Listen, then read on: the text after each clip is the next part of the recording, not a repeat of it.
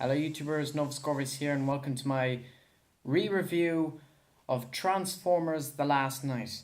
This movie came out June 22nd of last year. It was really important to me because the first Transformers, I was lucky enough to get the special features when I got on DVD, and it's what got me interested in filmmaking and acting, and it's what made me want to go on to become a film director. Revenge of the Fallen and Dark of the Moon didn't have a special effect me, but I still liked them. Age of Extinction to this day is still my all-time favourite movie, and obviously its cliffhanger ending is what for 3 years had me talking about Transformers 5, and it just dominated my life and everything about it, and I made so many friends online from talking about this movie. But in the end I was heavily disappointed. I had in my mind expectations for what this movie would be, and I had a very specific idea of what Transformers 5 was.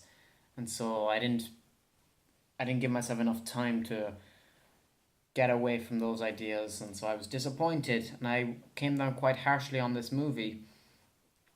So now that we're 1 year on, what are my thoughts about it now? Well, I'll say this. Transformers The Last Knight is obviously the first of 10 Transformers movies from the writer's room. It's the only one to survive since the others were all scrapped except for Bumblebee. So it's the final chapter in the Michael Bay films, and it's his last one. It's Mark Wahlberg's last one.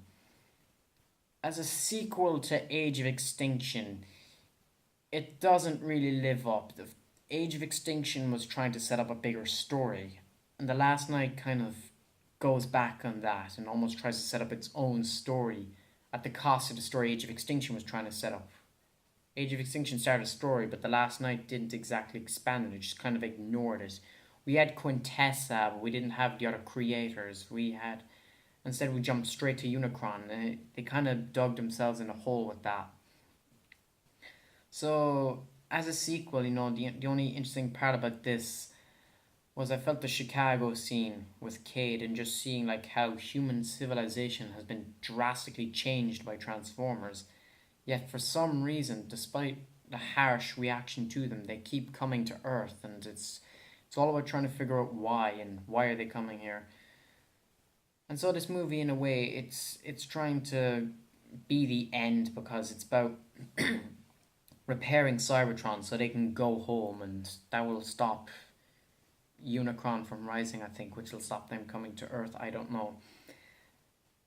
Its story wasn't well thought out, even though it had three well acclaimed writers on it.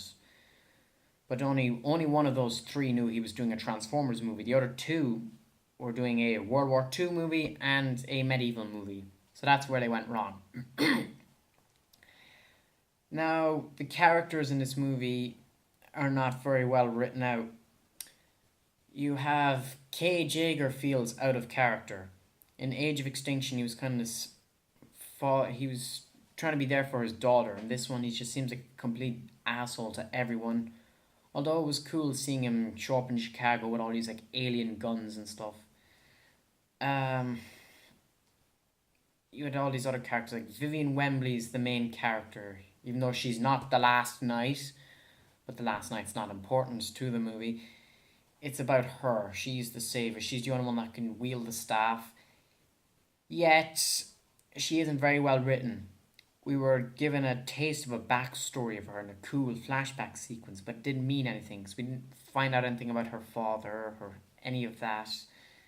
So it was just meaningless, and the movie focused too much that her being single is somehow a piece of conflict that the movie needs to address. And straight away from the moment she's introduced, when they mentioned she's single, you just knew where it was going because Tess on the phone mentions it to Cade. So that he needs a girlfriend. So straight away where this was going. Although it was probably the best love story they've done in this movies yet. It was just better written because they were. It wasn't well written, but they were. They didn't like each other, and then they liked each other. So it was cliche, but yeah, it's the best you'll get from this. What are the characters? The Transformers. There's very little Transformers in this. It's not even a Transformers movie. It's a movie with Transformers references. That's what this is. Because you have Age of Extinction has the most screen time of robots, followed by, I believe, Revenge of the Fallen, then the first one, then Dark of the Moon, then the first one, then The Last Night, something like that.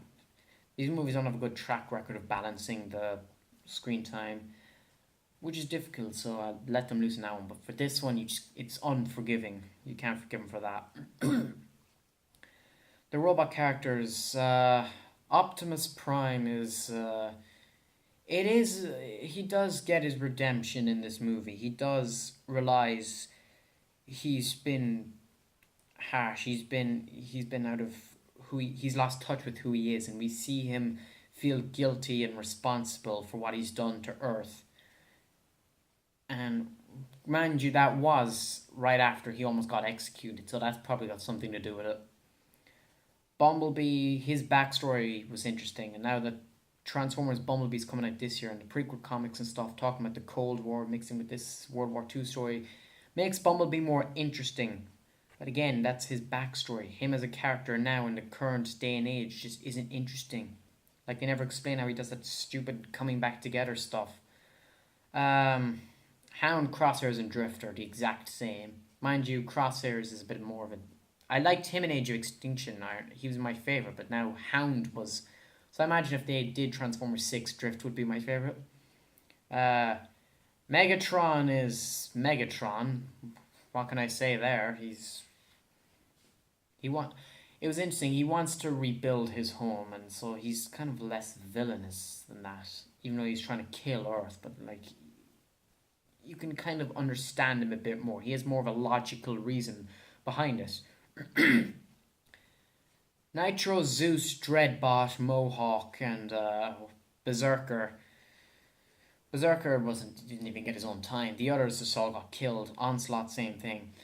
They were disappointed. They weren't even characters, despite like the marketing about them. They weren't characters.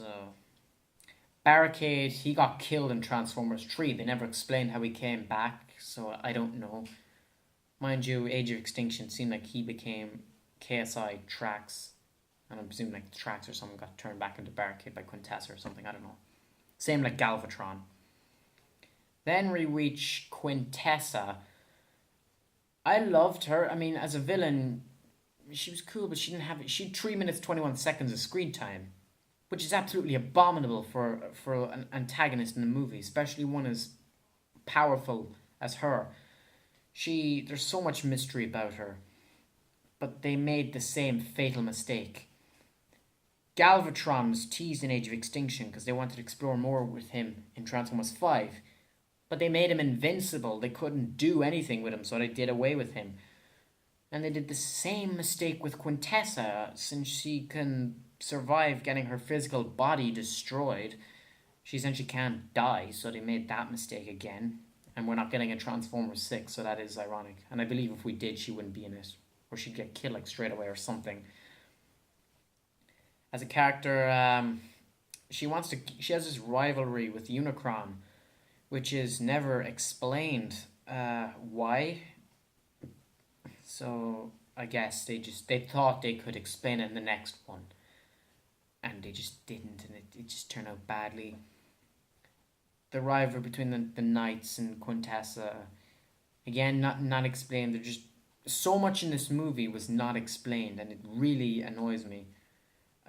Not to mention the dialogue half the time from the humans is very cringy. What other characters is there? Unicron's not a character. He's just a bunch of horns in the desert, which was pretty cool. But again, Unicron being Earth, it was done before. No one liked it in the cartoon, so I don't know what made them think people would like it in the movie. What can I say? Edmund Burton is a cool character. He's funny and he's kind of mischievous, and you can just tell Anthony Hopkins it's so much fun. Cogman is interesting. He was a headmaster, not explained, and it's so subtly mentioned in a bunch of noise in the background that you'd miss it. Hot Rod was interesting. I liked him, but of course, no explanation there on his whole character thing. Because he was a guardian for Vivian, which we've seen with Bumblebee, with Sam, Optimus kind of with Cade, and so this idea wasn't new. Then you just had a bunch of other pointless Autobot Transformers in the background. The dialogue, as I said, is bad. The soundtrack to this movie is still the weakest. It's still terrible, but there are a few standout tracks such as "The Coming Cybertron," "Quintessa" because of how eerie it is, "Unicron" because it's mysterious, "We Have to Go" obviously because of how epic it is, Bumblebee's voice, and I believe "Sacrifice." Yeah, those. Other than that, the soundtrack is just not good in this movie. There's nothing memorable other than those few tracks that I mentioned. Um, Granted, "Torches" is still like the best ending song of any movie I've ever heard. It's just so catchy and epic. And I just knew, like, when I heard in the movie that it was actually in the movie, because it was at the start and at the end. And when I heard the start, I was like, yes, the rumors were true. It actually happened. Um, oh yeah, the other characters include Grimlock and Slug. I believe the other one was Slug. Slug's just there once. Like, same with Grimlock. He's just there just for the sake of being there.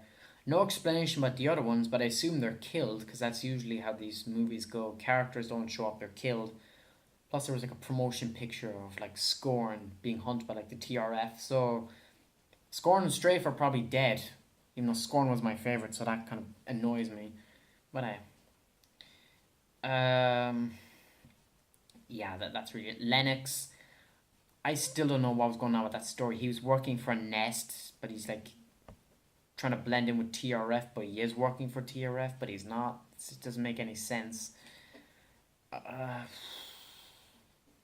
yeah, the characters in this movie just weren't very well written. Then there's the pacing of this movie, which is it's horrible. There's 6 editors on this movie, but for some reason they all had their own different view. And so what we ended up getting was just this extremely fast-paced movie that no other movie you ever watch has ever gone as fast as this. It doesn't slow down. There's scenes that are incomplete, and it almost hurts the intelligence. And it's just it's annoying and it's frustrating, and so it bothers me every single time I watch this movie. But I don't know what happened. I still ask myself sometimes what happened with this movie. There was potential somewhere in here for an interesting story. If they'd continued from what was set up in Age of Extinction, this would have been good. If there were other creators, if we'd seen what happened to Seed and all of this. Not to mention, the humans didn't care that Optimus was evil. They didn't care whether he found the creators or not, neither did the Autobots. No one seemed to care about Unicron growing out of the ground either. Why? Who the fuck knows? So yeah, this is my third time recording this video, so I'm gonna bring this up before this video cuts out because it cut out. I apparently have 18 minutes, but the first time I did it cut out 16 minutes, so I'll wrap this up here. All in all, my thoughts 1 year on Transformers Last Night. It is enjoyable. The action may be bad and maybe too much focus on humans. There are some moments like Bumblebee in World War II and the whole history thing, which are awesome, and some of the soundtrack is cool. So it does have its moments within its overall bad nature. But that being said, I may still not like the movie, but I will still watch and defend this movie because it's still a staple in my life. For 3 years, this is all I talked about. And it was so important to me and everything, the whole build up, that I will never forget it. And I will always have fond memories despite the end product. And I'm still thankful I got a 5th Transformers movie before Michael Bay left. So at least we got 5th. At least the Age of Extinction storyline, while they messed it up, at least it was some sort of conclusion. So to wrap it up, how I feel about Transformers The Last Night 1 year on. What I like about it is just like some of the history and the comedy, and other than that, not much else. But I will still watch and I will still defend it because the name Transformers The Last Night is just staple to me at this point, and I will always have fond memories looking back on it. So yeah, this movie it's bad. I will not admit it's bad. I will gladly agree critics were right for once. This was bad. It has its moments, like the final battle, which was epic and stuff, but there's just so much else they could have done. So yeah, to wrap it up, my score for Transformers The Last Night now, I gave it a 4 out of 10 before. I'll give it a... I think I'll stick with 4.5 out of 10. It's not as bad as I thought before. But I'm still angry about it in a way. But I'll give it 2.5 stars out of 5. That's all you can say. It's interesting though that on a final note, Age of Extinction kind of went back to the first Transformers, the whole origins. This kind of went back to Revenge of the Fallen with the history and the tomb thing, but they brought in Cybertron from Transformers 3 as well. So I'm wondering, would Transformers 6 somehow be kind of like Transformers 3, and in what way? It's not happening. So we're not getting a Transformers 6 since no one watched The Last Night, which is weird. It got 8 trailers, but like no one watched the movie. So like the marketing, there was so much marketing, but like no one seemed to know this movie existed. So I don't know what happened. So I'm going to end this before the video cuts out. Thank you all for watching, and thank you to people who followed me over the years. I didn't talk about this movie much on YouTube as I did on Facebook and Instagram, but I still thank you to the friends and stuff I've met from talking about this movie, and I will always be happy about the build up to this. So yeah, thank you all for watching, and please subscribe. Nova Scores out.